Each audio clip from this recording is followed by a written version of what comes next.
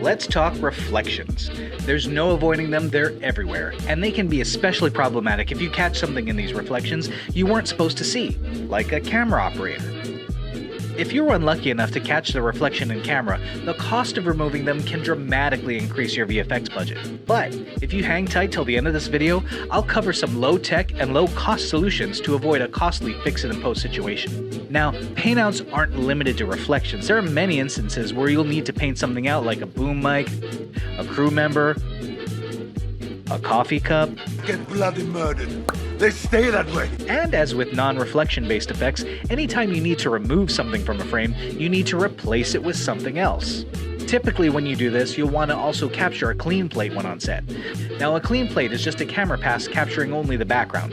Now with some AI tools, a VFX artist may be able to create a clean plate fairly quickly, removing the offending element from the frame with just a few clicks. But in many instances, replacement backgrounds need to be hand-painted, sometimes frame by frame, or even completely reconstructed in 3D. Reflections pose a whole new set of challenges that may not necessarily come up with traditional paintouts. Take this scene from John Wick Chapter 2.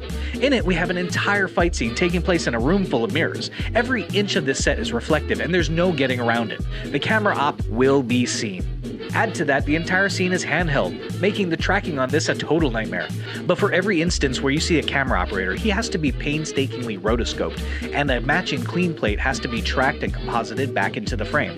And sometimes the most practical way of replacing a background is just rebuilding the scene entirely in CG, match moving the camera and replacing everything.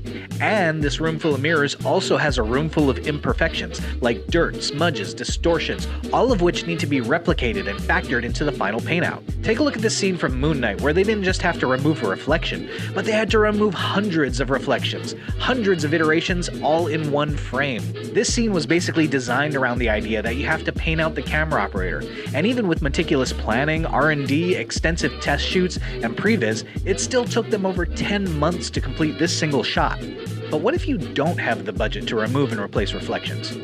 Well, you gotta get creative. Take a look at this deleted scene from Terminator 2 Judgment Day. Why don't we see the reflection of the camera operator in the mirror? That's because there's no mirror at all. Instead, there are two rooms dressed identically, but mirrored to one another, with a space cut out where the mirror should be. This location was designed and built solely with this effect in mind. In the foreground, we see Edward Furlong and Linda Hamilton operating on a prosthetic version of Arnold Schwarzenegger. But on the opposite side of the mirror, we see the real Arnold being operated on by two body doubles, one of which is Linda Hamilton's twin sister Leslie.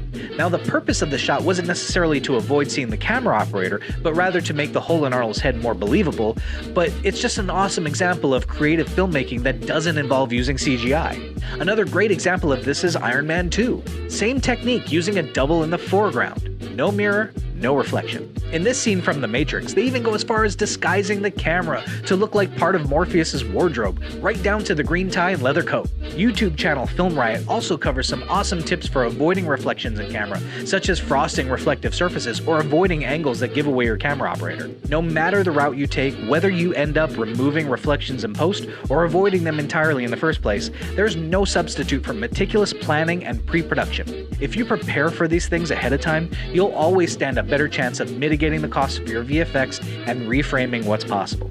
Just something to reflect on. I've been Jake, and until next time, check out this video here where I share 4 levels of camera movement that'll make your VFX harder.